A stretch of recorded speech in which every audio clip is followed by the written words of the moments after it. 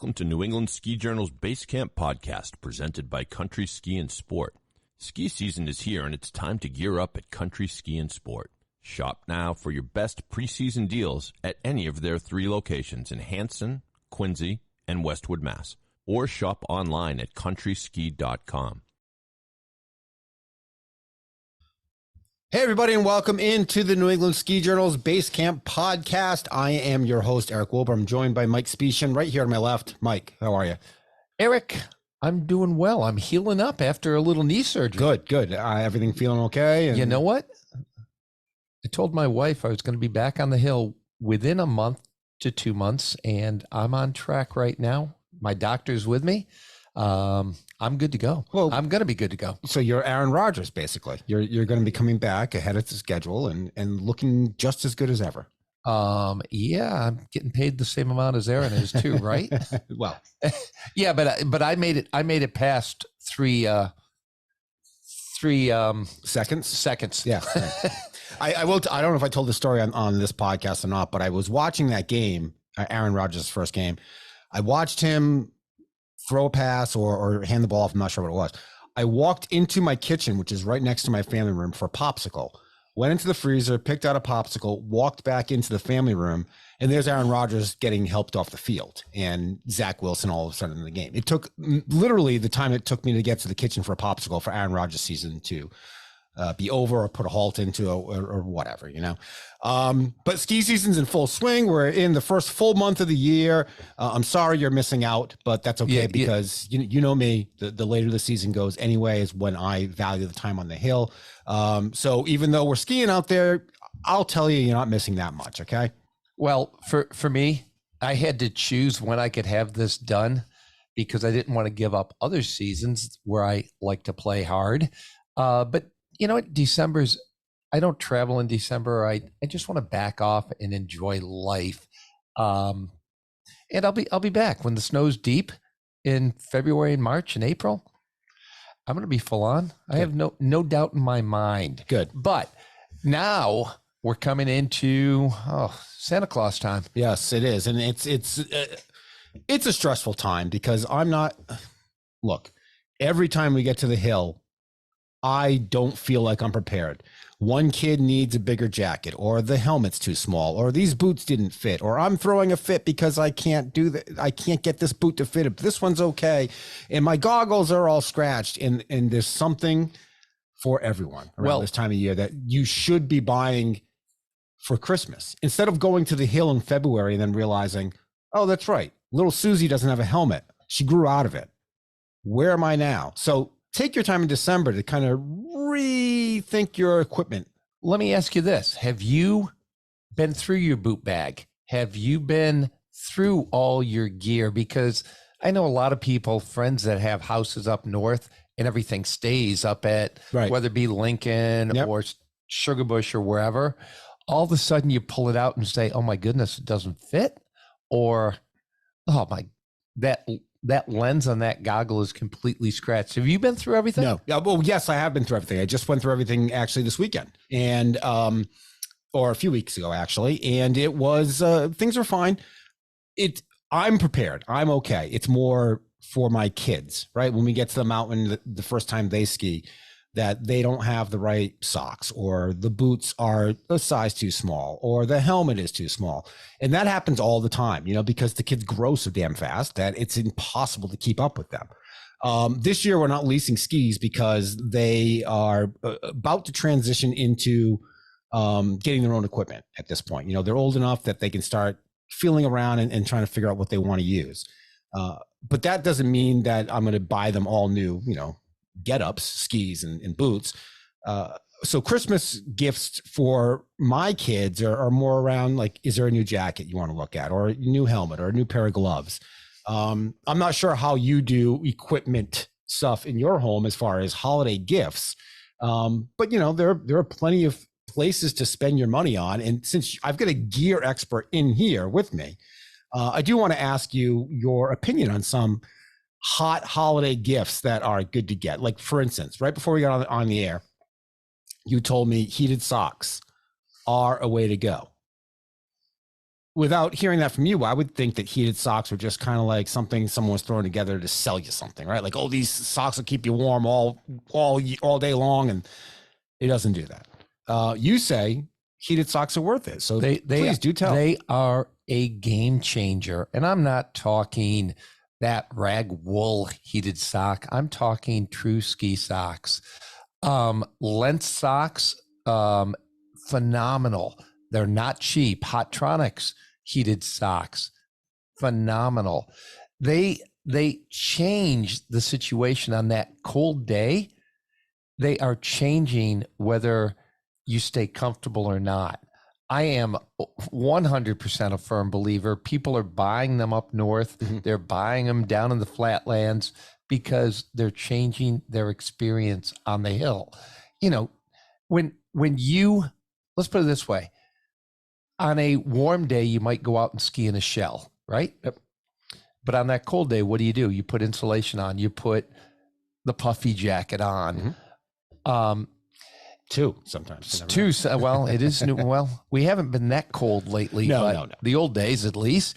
But the bottom line is, heated socks are absolutely game changers for the wife or girlfriend, or even ourselves. You know, the uncomfortable part of skiing is being cold. Mm-hmm. You know, I ski on very tight boots, so consequently, I've got no feeling left from all those years of frostbite, but heated socks allow me to stay out longer in a more comfortable way. Like I said, they're not cheap. And when you don't get sticker shock, but they're worth every single dime, but make sure you get the brand names that are good. See, I would have never known, because I would think that anything heated, I feel, is almost like a, I don't really know what I'm trying to say here. Like a, not like you're focusing on the interesting part of the product, right? And not the product itself. So you're focusing on the innovation and not the vest, or you're focusing on the innovation and not the glove or the sock or whatever. You're telling me it's totally different. So I'm game. Maybe I'm going to get myself a pair of heated socks this winter. What about heated clothing, vests? I've got this, this Travel and Leisure has got the 51 best gifts for skiers, 2023. And, oddly enough, was published on November 18th, 2022, which makes me think that maybe they're just repurposing this for a year later. Regardless, I've busted you, Travel. It was a tough clothing sell-in last year, so right? Moved on. Okay, so I want to ask you I want to ask your opinions on some of these things, just because, when I'm going to buy my family gifts, I want to know if I'm buying something that's quality or if it's like, a half-ass sort of something. So here we have an Aris Fleece heated vest. You can view it on Amazon for $130. And it looks almost like a Star Wars vest. Like it's got like the Death Star symbols up here. So heated clothing, of course, heated socks have come full circle. They've gotten better with the technology, with the wiring and so on. If you remember back when we used to have heated liners, those did not work well because you couldn't repair them. Right. But heated vest, heated jackets, they do work. I don't see them as big of a player in the ski world because we have insulators that are so good for the core. If somebody has a medical issue, I think they'd probably be really good. Heated gloves, like Hestra's. I was just going to ask that. Yeah, heated gloves have really come full circle. They have gotten better. First rendition of all this stuff was questionable just because of the battery packs and the wiring. But I don't put as much credence in the heated vests or heated jackets, although they will work. For skiing, I think we have where we need flexibility, mobility. I think there's better ways like synthetics and downs from that standpoint. Great. I want to ask your opinion on a couple more of these items here. Smith has got 3D printed goggles, which is going to, for if you're a skier has ever complained of improper fit, light leaks, fogging, or any other type of goggle woe, gifting them this personalized pair could make their season's MVP. Do you know how much these cost? $250. $450.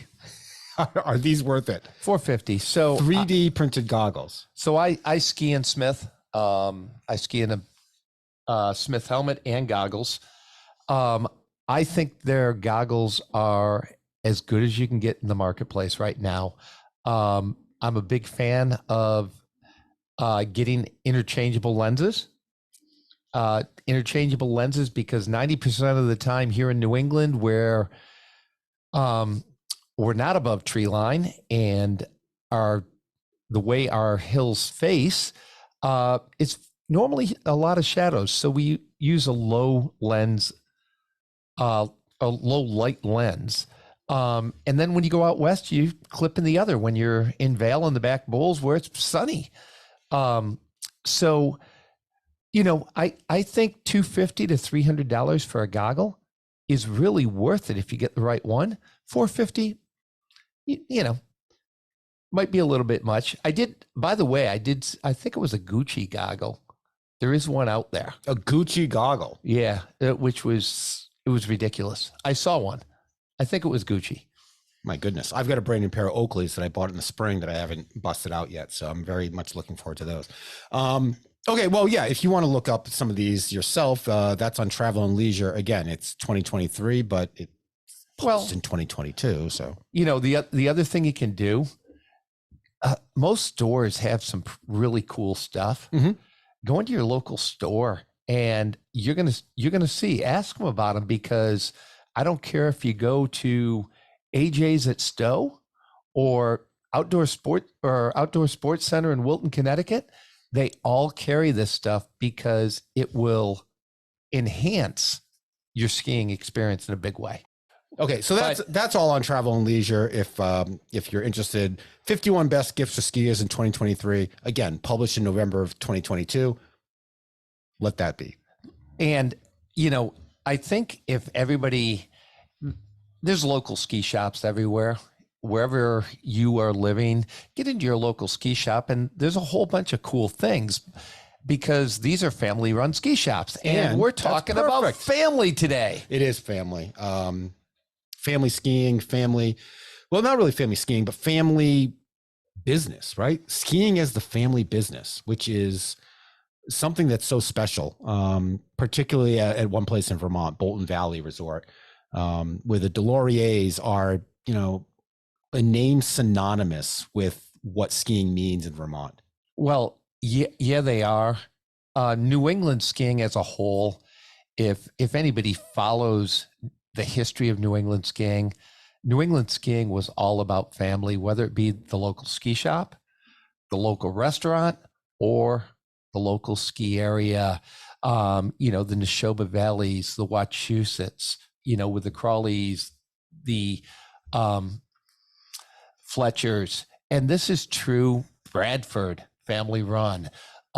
This is true, but normally you don't see it holding together in the big mountains. Right. Normally, they have sort of diverged and sold off to the big guys. But I'm super stoked, because today we're going to be talking to the DeLauriers family, who owned Bolton Valley at one point, sold it. Ned Hamilton bought it at one point, and the DeLauriers family bought it back, and basically are keeping a tradition alive with not just management, but family management from top to bottom, which is unheard of today. Right. And it's great because Ralph DeLauriers, who founded the ski area in the 60s, is welcoming back his kids, like one each year, right, as they come back to the family business. So we're going to talk to the DeLauriers. We're going to talk to Ralph, Lindsay, and Eric about operations at Bolton Valley this winter, and the special feeling of running a ski area as a family. We're going to have them right after this. Since 1970, Country Ski and Sport, the Boston area's oldest family-run ski shop, has been the destination for all your skiing and riding needs. With expert knowledge and service to make your winter sports adventure one to remember. Visit one of their 3 Massachusetts locations in Hanson, Quincy, or Westwood, or shop online at countryski.com. The Button Ski Hanger is a patented ski storage fixture that safely stores alpine skis regardless of length, width, or shape. This means that your fat powder skis can now be stored next to your narrower carving skis, your race skis, and your kid skis. For more information, visit their website, buttonskirack.com. The Button Ski Hanger is also available for purchase at amazon.com. So make your purchase today. The Button Ski Hanger is simply better for your skis. All right, welcome back into the show. Joining us on the Zoom line today, we are pleased to be joined by Ralph DeLauriers, who is the founder of Bolton Valley up in Vermont, along with Lindsay DesLauriers, president and CEO, and Eric DeLauriers, who is now mountain operations director at the Vermont ski area. Welcome to all of you. We're excited to have you here to talk Bolton Valley for the next half hour. Excellent. Happy to be here. Oh, we're super excited to have you guys. Of course, we did have Adam on last year as we launched this podcast, talking about your side country, backcountry programs, which was awesome. But now we really want to dive into, the family part of the business, what it's all about. Lindsay, can you give us some background about Bolton, brief history? Sure, though really the man you should be asking is sitting right here. Let me restate. Let's go to Ralph, the guy that started it all.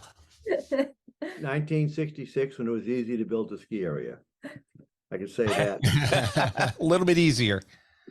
Well, you didn't need as many permits, for example, So in one summer, we were able to build the access road, the base lodge, 3 chairlifts, the trails, parking lot, the water system, the sewer system, and open on time, December 10th.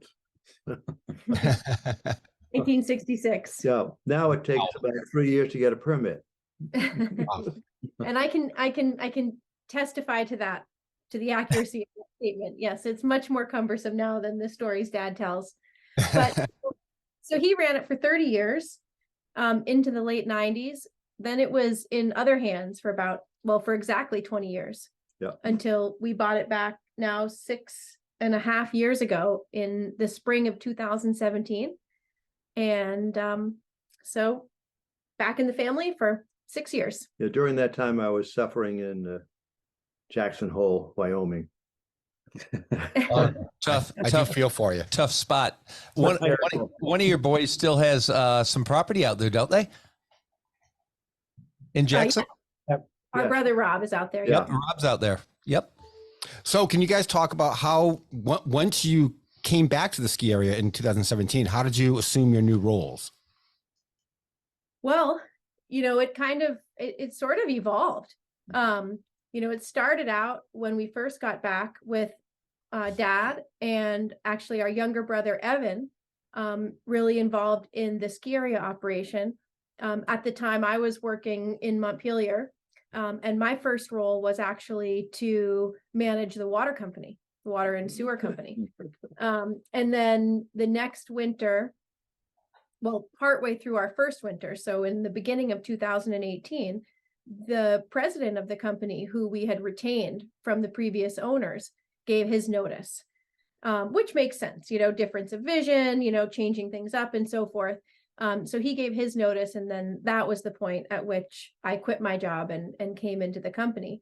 Our brother Adam, right around the same time, conceived of the idea for, what's now a really innovative backcountry program with, on-site guides, a rental fleet, and everything I'm sure you guys talked about last year. Oh, yeah. So he worked, right from the beginning at creating that concept, and also does a lot for us in terms of, graphic design. He has a marketing and media background that he brings to the table, which has been great. And then we were finally, after many, many attempts, year after year, able to recruit Eric just this past spring to come out and take over as the director of mountain operations when our previous director, gave his notice and decided it was time for him to move on. Finally, we were able to reel Eric back in. And so now we're all here. Yep. So Eric, what's that been like getting back into the business? Your first year on the job. It's been great. It's challenging. It's rewarding. We have a great team up here. And I want to say Chris, our former director of Mountain Ops, he basically retired to his rather large motor yacht on Lake Champlain with his wife and kids. So he's still in contact. He's going to be back up this winter working with us again with our lift maintenance crew. So really psyched to have Chris stay involved. And, I came out the last couple, in 2018, my daughter did an internship with Lindsay in her first year as president and CEO. She was in my office. Oh, she was for the executive team. And I came back that summer and did some work, mostly like planning and some winter stuff. And it was good.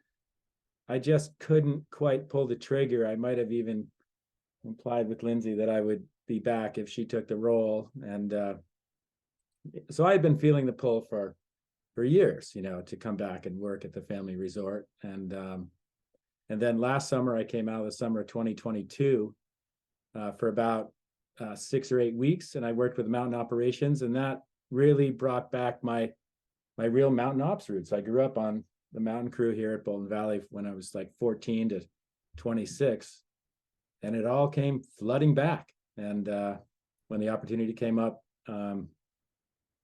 it was a good time for me, for my family. I have all their support. Both my kids have graduated college, and it was good timing, and it feels really good. That's fantastic. Go ahead, Ralph. I have to say right now that I'm the envy of many of my friends my age. I've got 4 of my kids live on the same street as I do, and 4 of my grandchildren. And they all have worked here, and the grandchildren too, although the grandchildren's teenagers are sometimes more enthusiastic than others about being in a family business, but they all do help out here in the winter, and it's really a delight. In the end, of many friends, you can imagine, and it also gives a different kind of feel to Bolton Valley, having 3 generations here at the same ski area. It's very difficult these days for the second generations because, whether it be farming, because, skiing sort of snow farming, the kids don't want to stay around. They don't have that passion to hold on to what was there many times. It's very unique there. What is some of the unique characteristics of Bolton that makes it so unique in the Vermont ski culture? Well, I think one of the things that really makes it unique is, when Dad built the mountain, he will tell you better than anybody can that, he really wanted it to be a place for working people to ski and for Vermonters to ski. And as a part of that vision, he put in night lights right in the very first year. And that created the opportunity, not just for people to come up after work and ski up here, which is a part of what's really unique and fun about Bolton Valley, but also really critically, it allowed for school programs to, form and be developed around the night skiing. And even to this day, we've got 30 or 40, schools that bus their kids up or carpool them up in, parents' cars, however they manage it.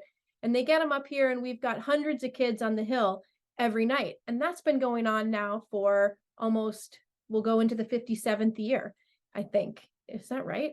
Yeah, I think so. Into the 50th year.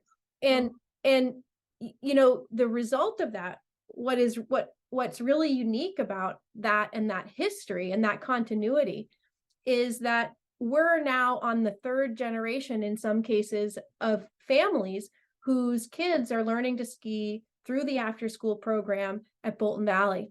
And what happens is, in the same way that we're 3 generations, living and skiing here, and we feel that deep connection to this as our home, it's really not just our home, but, all of these families whose parents and grandparents have now had that same experience that the kids are having now, have that same deep family rooted connection to Bolton Valley. And so, you can't recreate that. You can't recreate that sort of generational reality. I can tell you about how that started. I went to the middle of the last century. I went to Burlington High School, largest high school in the state.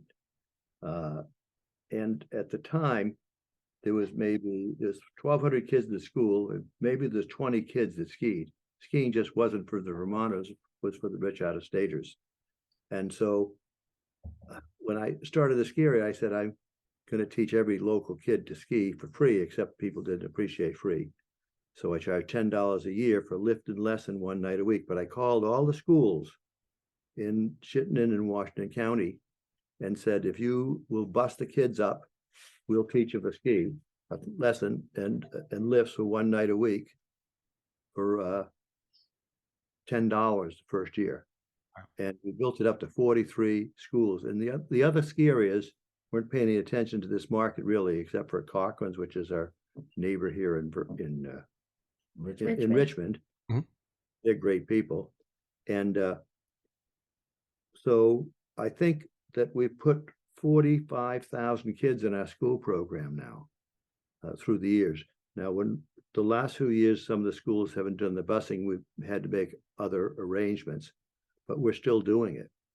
And to me, that's one of the nicest things we've done. And I think when I left in 1997, the most we'd ever charged for the whole season was $40 a year for lift and lessons. Wow. Kept Amazing. it really inexpensive. It's never been a profit thing. It's kind of been the right thing to do. Well, I'm glad you brought that up because I watched the PBS special on Bolton Valley a few days ago. I think it was on your website, and you said that was one of your proudest accomplishments at the ski area, and I think that's true. I think, in building that sort of relationship between business and community, I think from ground zero really created this special bond at Bolton Valley that still exists today. Am I correct in assuming that? Totally. I would say 100%. Totally. Yeah. It's amazing. I've skied around the country and around the world a lot in my life out west. And it's amazing how many people I would run into that said they learned how to ski in Bolton Valley. Wow. Out of the blue. They hear my name or something, or, après ski or in the lift line or whatever.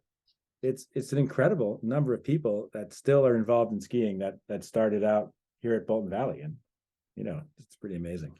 Thanks. It's totally true. I'll do, I've been in Vermont a while, and I'll go around to some of the conferences or group events or whatever. And sometimes I have the opportunity to speak, and I'm never afraid to ask that random question into the audience in Vermont. How many people, show of hands, learned to ski in the after school program at Bolton Valley? Because if you're up in Northern Vermont, half the hands in the room are going up. So it's amazing. It's great.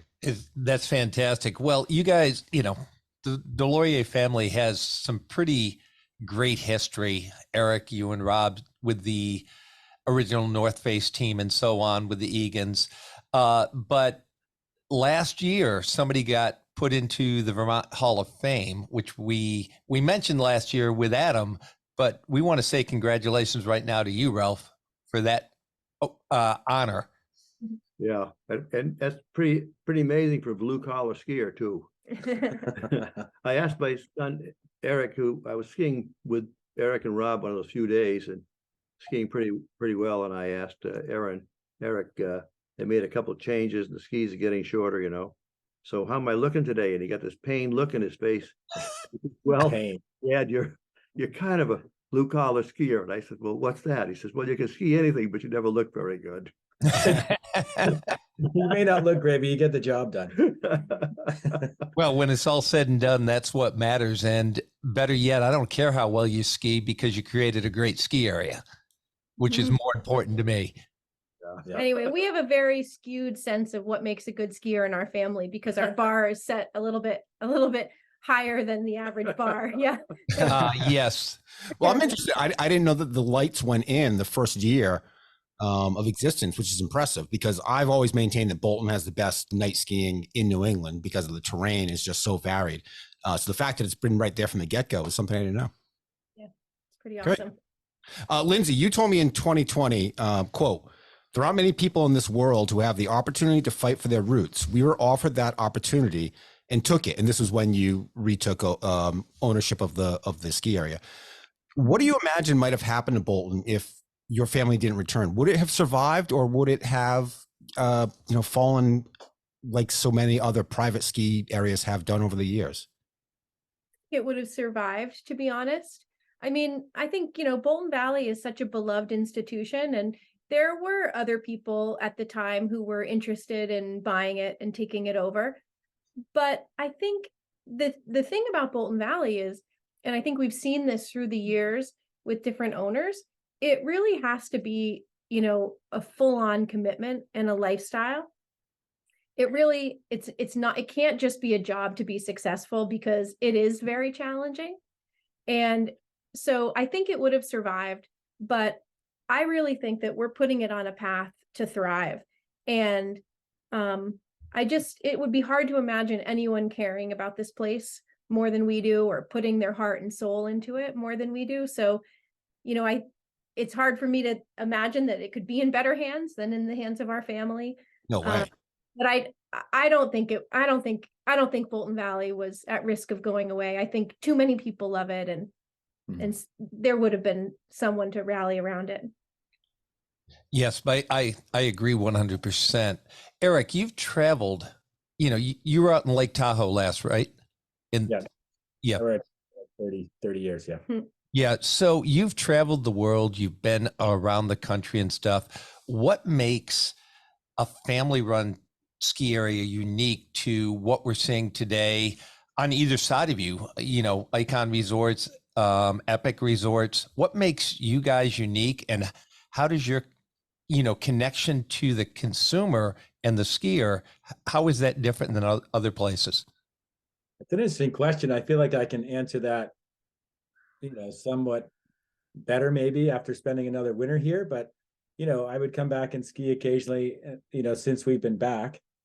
But just in the time that I've spent here, it's really about the family and local experience here. And that's who comes to Bolton Valley. And it's it's peaceful. It's beautiful. It's calm. It's quiet at times and fun. Lots of not so quiet at other times, like when we have music and everybody's dancing. But it's a totally wholesome environment that is, it fulfills the recreational needs and desires of the people that come here. You can pursue your athletic endeavors at whatever level you want. You can go out and have a nice walk in the woods. You can go out touring in the winter and do some nice tree skiing, or you can challenge yourself on our steeper slopes. And these slopes are for real. And so we have a great variety of skiing. The lift service skiing that we have here allows us to provide, I think, a really good alpine product on those levels. We have great snowmaking, we have great grooming, we have terrific people who work here, and I think that also has something to do with the way that we do business. And Bolton Valley being a local business, we have local people working here, and local people who, like Lindsay alluded to, they love to be here as well. And that also shows in sort of the vibe and the experience that we create here on the mountain with our employees and our company. And the terrain lends itself to satisfaction and reward, satisfying, rewarding, challenging pursuit of the sport that we all love, and all the people who come here love it the same way. So I think that's a great answer to it. And to me, Bolton still has soul, which many of the, everybody likes a 6 or an 8 pack with bubbles and stuff, but Bolton still, I feel like I'm there in the true Vermont environment that you don't find many other places anymore. Well, that's a great synopsis, probably. It might. Hey, I think that sums it up nicely. So thanks. And I will say too, just a plug for the old fixed grip lifts. You do sit on the lift a little longer, but your skiing experience is actually really superior because the trails are not as crowded. I mean, that uphill capacity, the fixed grip lifts act as a kind of control on that uphill capacity, which just means that your skiing experience is, uncrowded. And it really, it really makes it more fun to ski. You know, Yeah. you can have the busiest day up here that we could ever have, you know, we're at total capacity, but you're still going to have a great skiing experience. That's just but by that she means the trails are not crowded. At a lot of other areas, they've gone, the trails may have been built for a fixed grip double, and then they went to the triple, and you get another 50% more skiers in the same trails, and then they went to the quads. Now they've gone to this high speed quads, high speed 6-packs, and the trails are really crowded. And we can have a lift line, a small lift line at every single lift, and the trails are still never crowded. Mm-hmm. It's really amazing, especially if you've got kids that you're skiing with and you're bringing up for the first time. Mm-hmm. And I have to tell you, I still get a joy every time. I'm having a bad day sometimes. I go down to the thing and I watch the kids getting off the bus with their skis on their shoulder, running up the lifts and screaming and hollering, having a great time like little kids do, you know. And it just makes me feel so much better. I have to tell you, it really feeling The way it should be. I've always been a proponent for not slow lifts, but slower lifts. You know, I don't need the 6-pack getting me there in 4.2 seconds, because I just skied a bump trail and my legs need a little bit of time to relax and to recover before I get to the top again. So, you know, your bubble lift is kind of killing me in a lot of ways. So I like the old school sort of take your time and get up there, fixed grips. Plus the good conversations. My best conversations ever with my son growing up was on the ski lift, ever. Well, it's like my daughter is 17 now, you know, she's had her license for a little over a year, and it's the same type of thing. You know, it's those moments in the car, it's those moments on the chairlift, you know, where you really get to capture something together, and you really get to enjoy that shared experience, because, you know, as fun as the act of skiing is, the experience of skiing is so much more. You know, it's being there with your friends, it's being there with your family, it's being on the lift, getting the hot chocolate, you know, talking about what trail you're going to ski, watching people under the lift. And you know, you just kind of said it, you know, it's a more relaxed, it's a slower experience. And that's kind of the vibe at Bolton Valley is, you know, you really can soak up the experience for what it is. And the other fun thing is, you know, all the locals are here, your friends are here. I mean, you're bumping into your neighbors left and right. So it's fun. That is absolutely awesome. And, you know, Bolton's very dear to me because you hold on to that. Ralph, I've got to ask you, we've all heard the story of Ernie Blake and Taos, him flying over top and finding this little box canyon that he wanted to make something great out of. How did you come up with this terrain, this location? Well, my dad, when the interstate came through our dairy farm, he got a little bit of money from the state, not very much, for the 40 acres that was right in the middle of the town, actually. And so he didn't want to pay any more tax. He have to, so he traded it. He did a like-kind exchange and bought 8,000 acres for logging. And the whole valley here, actually, there's 18 peaks over 2,000 feet on the property he bought. And so I came up and looked at it, and then I was in the National Guard at the time, and I had a friend of mine who was a helicopter pilot, and I was an officer, so we flew over it. I said, geez, I think that'd be a great ski area, you know. And so I'd already had a couple of businesses. I started a little tennis club and a restaurant, and I thought this would be a good deal. And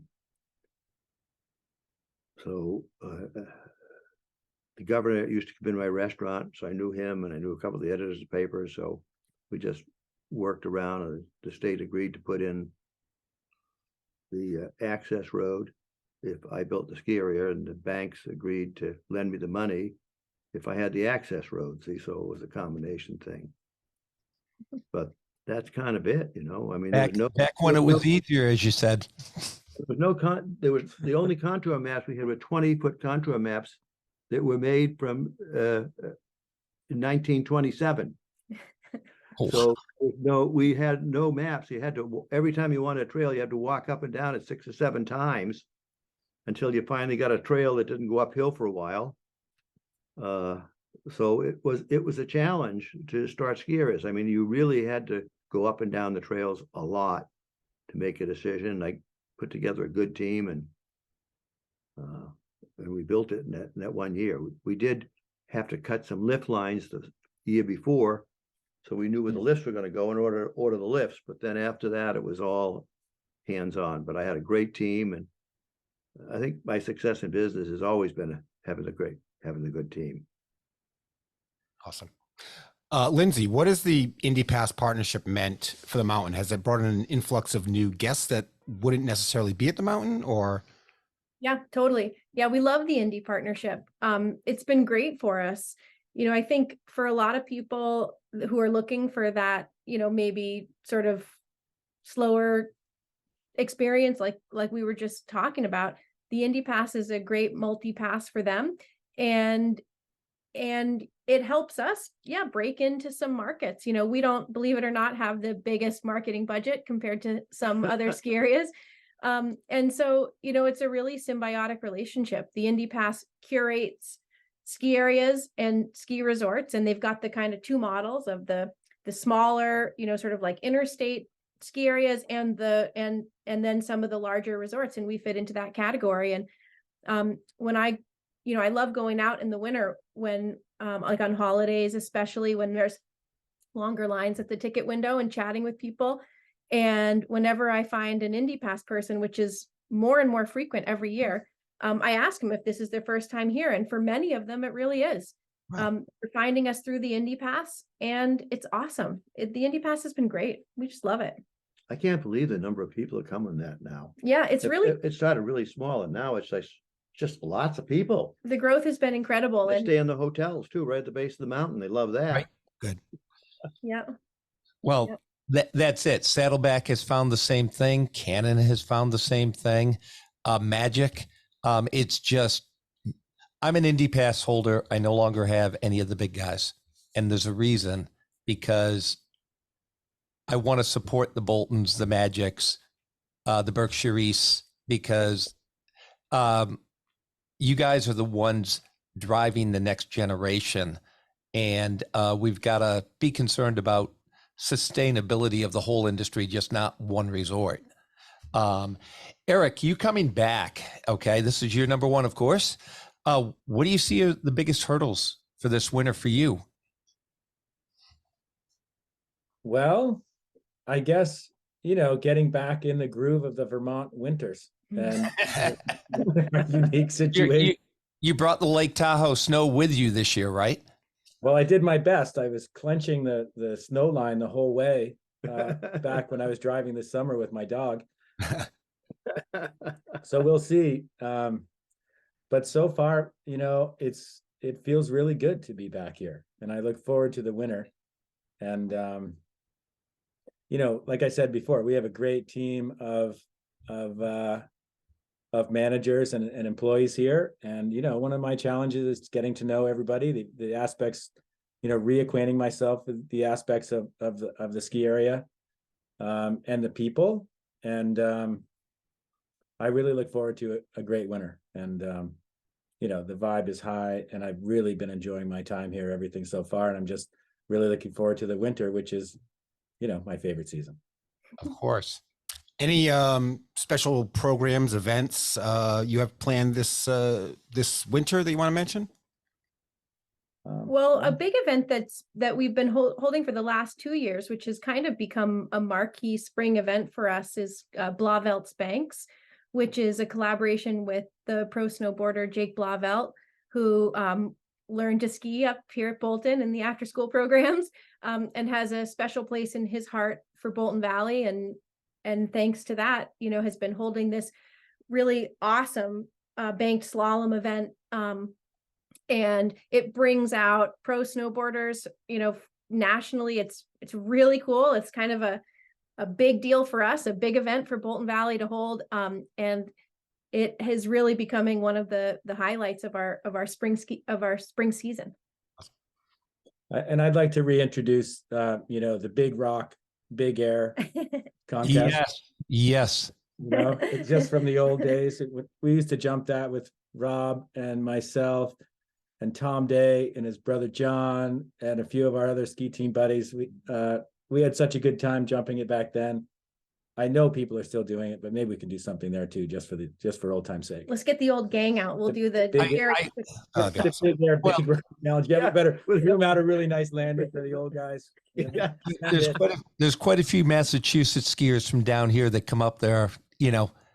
Some of your old guard like Deacon's and stuff. They'll launch it. Yeah, they're around all the time. I know they are. I follow them on Facebook. I get to see them. So, Ralph, I want your most memorable day ever at Bolton Valley. It's a long time to go back in the memory bank. What's the most memorable day that you ever had there? Tough question. Uh-huh. Bernie Weichel asked me to ask you this. I don't know. There's been so many of them. Bernie did. Oh my God. There's a two. Golly. I don't know. Must have been the first day we opened. I don't know. I mean, the fact that we got open on time. I mean, you must have had some incredible days with your grandkids when you said, "Wow, this is why I did it."